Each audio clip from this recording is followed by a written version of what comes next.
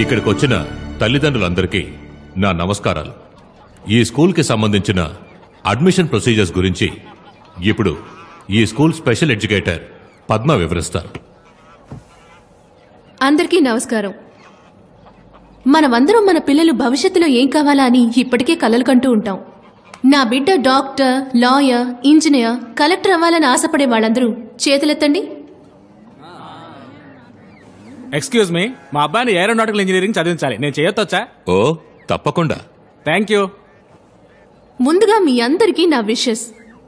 3 ఏళ్ల వయసప్పుడే మీ పిల్లల భవిష్యత్తు గురించి ఆలోచించినందుకు. బట్ అన్ఫార్చునేట్లీ మీకు తగిన స్కూల్ ఇది కాదు.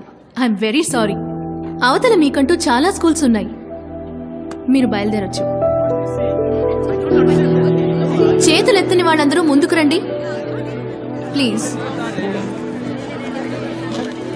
కాసేపు వెయిట్ చేద్దాం, అసలు ఏం చెప్తారో విందాం. అందరూ ఎప్పుడూ పిల్లల చేతులు పట్టుకుని ముందు నడుస్తుంటాం, పిల్లలు వెనక వస్తూ ఉంటారు. అలాంటప్పుడు మనం ఎలా పిల్లల యాక్టివిటీస్ ని గమనించగలం?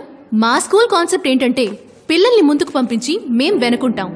అంటే మేము పిల్లల్ని మా లోకంలోకి రమ్మని పిలవం, మేమే వాళ్ళ లోకంలోకి వెళ్లిపోతాం. ఒక్కో చిన్నారిని విడివిడిగా అబ్జర్వ్ చేసి వాళ్ళకెందులో ఇంట్రెస్ట్ ఉందో అందులో కాన్సన్ట్రేట్ చేస్తాం. మా స్కూల్లో 5 years వరకు సిలబస్ ఉండదు. వాళ్ళ బుక్స్ తీసుకురావాల్సిన అవసరం లేదు. హోంవర్క్ అస్సలు ఇవ్వం. ఎందుకంటే మేము హోంవర్క్ ని నమ్మం, టీం వర్క్ ని నమ్ముతాం. Children pursue life and in doing so pursue knowledge. వీటన్నిటిలో మీకు ఇంట్రెస్ట్ ఉంటే వచ్చి అప్లికేషన్ ఫామ్ ని తీసుకెళ్ళండి. దీనికెందుకు డబ్బులు కట్టి స్కూల్కి పంపడం? డిఫరెంట్ గా చేస్తాను, పిల్లల జీవితాలతో ఆడుకుంటారు సార్. భవిష్యత్తులో వీళ్ళు ఎలా సంపాదిస్తారు? రండి సార్ వెళ్దాం. Stone paper scissors. ఇక్కడ ఆడుకోకూడదు, గ్రౌండ్ కు పండి పండి. నాకు డిసిప్లిన్, మేనర్స్ ఇవే ముఖ్యం. పర్ఫెక్షన్. ఆ సెక్రటరీ మన మొహం చూడకుండా తిడుతుందేంటి?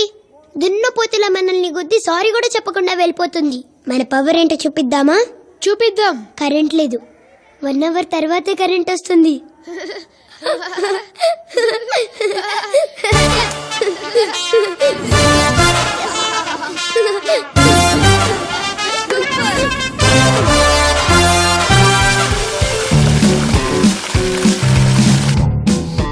నీళ్లు రావట్లేదు, మోటార్ వేయమన్నావా?